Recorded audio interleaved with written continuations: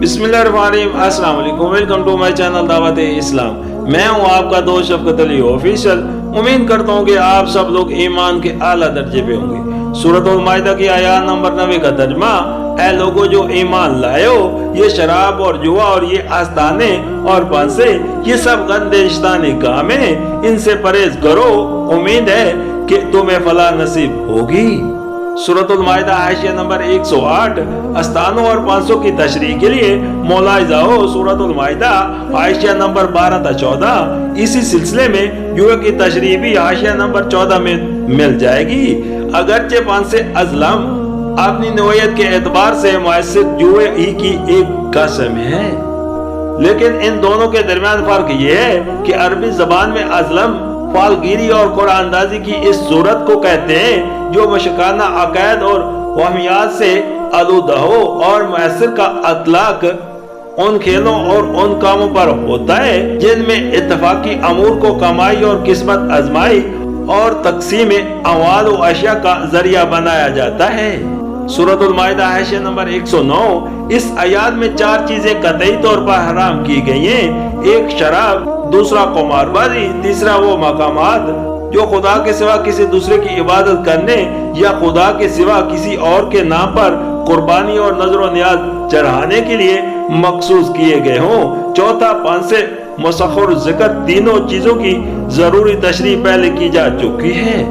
शराब के मुतल्लिक अहकाम की तफसील हस्बे ज़ैले शराब की हुर्मत के सिलसिले में इससे पहले 2 हुक्म आ चुके थे जो सूरत बकरा आयत नंबर 219 और सूरतुल निसा आयत नंबर 43 में गुजर चुके हैं। अब इस आखिरी हुक्म के आने से पहले नबी करीम सल्लल्लाहु अलैहि वसल्लम ने एक खुतबे में लोगों को मुतनब्बा फरमा दिया कि अल्लाह ताला को शराब सख्त नापसंद है।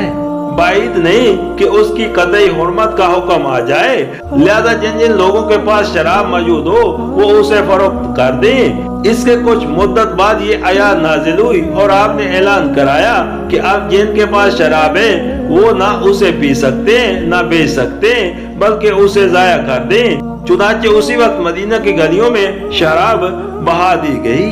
बाज़ लोगों ने पूछा, हम यहूदियों को तोहफतन क्यों न दे दें? आपने फरमाया, जिसने ये चीज हराम की है उसने उसे तोहफा देने से भी मना कर दिया है। बाज़ लोगों ने पूछा, हम शराब को सदके में क्यों न तब्दील कर दें? आपने उससे भी मना फरमाया और हुक्म दिया कि नहीं, उसे बहा दो। एक साहब ने बिना इसरार दरियाफत किया कि दवा के तौर पर इस्तेमाल की तो इजाजत है। फरमाया, नहीं, वो दवा नहीं है बल्कि बीमारी है।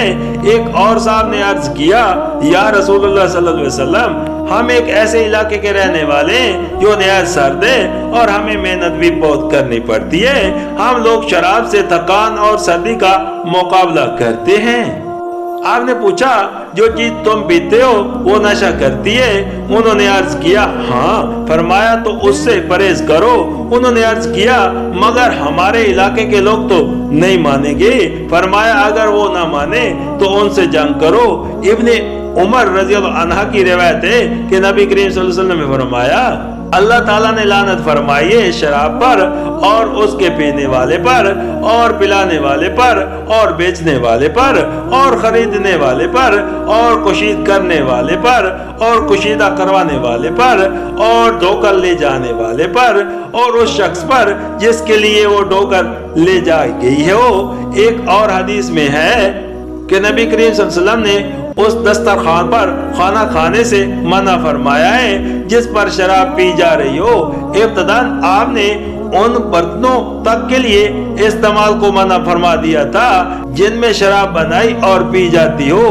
बाद में जब शराब की हुर्मत का हुक्म पूरी तरह नाफिज हो गया तब आपने बर्तनों पर से ये कैद उठा दी। खुमर का लफ्ज़ अरब में अंगूरी शराब के लिए इस्तेमाल होता था और मजाजन गईयों जो कशमश, खजूर और शहद की शराबों के लिए भी ये लफ्ज बोलते थे, मगर नबी करीम सल्लल्लाहु अलैहि वसल्लम ने हुर्मत के उस हुक्म को तमाम उन चीजों पर आम करार दे दिया जो नशा पैदा करने वाली हैं। चुनाचे हदीस में हजूर के ये वाज़िया इरशादात हमें मिलते हैं, हर नशा आवर चीज खुमर है और हर नशा आवर चीज हराम है। हर वो मशरूब जो नशा पैदा करे हराम है اور میں ہر نشہ آور چیز سے منع کرتا ہوں۔ حضرت عمر رضی اللہ عنہ نے جمعے کے خطبے میں شراب کی یہ تعریف بیان کی تھی کہ خمر سے مراد ہر وہ چیز ہے جو عقل کو ڈھونک لے۔ نیز نبی کریم صلی اللہ علیہ وسلم نے یہ اصول بھی بیان فرمایا کہ جس چیز کی کثیر مقدار نشہ پیدا کرے اس کی تھوڑی مقدار بھی حرام ہے، اور جس چیز کا ایک پورا قربہ نشہ پیدا کرتا ہو اس کا ایک چلو پینا بھی حرام ہے۔ نبی کریم صلی اللہ علیہ وسلم کے زمانے میں شراب پینے والے کے لیے کوئی خاص سزا مقرر نہ تھی۔ جو شخص اس جرم میں گرفتار ہو کر آتا تھا اسے جوتے، لات، مکے، بال دی ہوئی چادروں کے سوٹے اور کھجور کے سنڈے مارے جاتے تھے۔ زیادہ سے زیادہ 40 ضربیں آپ کے زمانے میں اس جرم پر لگائی گئی ہیں۔ حضرت ابو بکر رضی اللہ عنہ کے زمانے میں 40 کوڑے مارے جاتے تھے۔ حضرت عمر رضی اللہ عنہ کے زمانے میں بھی ابتداً 40 کوڑی کی سزا رہی۔ پھر جب انہوں نے دیکھا کہ لوگ اس جرم سے باز نہیں آتے تو انہوں نے صحابہ کرام کے مشورے سے 80 کوڑے سزا مقرر کی۔ اسی سزا کو امام مالک رحمۃ اللہ علیہ اور امام ابو حنیفہ رحمۃ اللہ علیہ اور ایک اور روایت کے موجب امام شافعی رحمۃ اللہ بھی شراب کی حد مقرر دیتے ہیں، مگر امام احمد ابن حنبل رحمۃ اللہ علیہ اور ایک دوسری روایت کے مطابق امام شافعی رحمۃ اللہ علیہ 40 کوڑوں کے قائل ہیں، اور حضرت علی رضی اللہ عنہ نے بھی اسی کو پسند فرمایا ہے۔ شریعت کی روح سے یہ بات حکومت اسلامی کے فرائض میں داخل ہے کہ وہ شراب کی بندش کے اس حکم کو برزور قوت نافذ کرے۔ حضرت عمر رضی اللہ عنہ کے زمانے میں بنی ثقیف کے ایک شخص روشید نامی کی دکان اس بنا پر جلوا دی گئی کہ وہ خفیہ طور پر شراب بیچتا تھا۔ ایک دوسرے موقع پر ایک پورا گاؤں حضرت عمر رضی اللہ عنہ کے حکم سے اس قصور پر جلا ڈالا گیا کہ وہاں خفیہ طریقے سے شراب کی کشید اور فروخت کا کاروبار ہو رہا تھا۔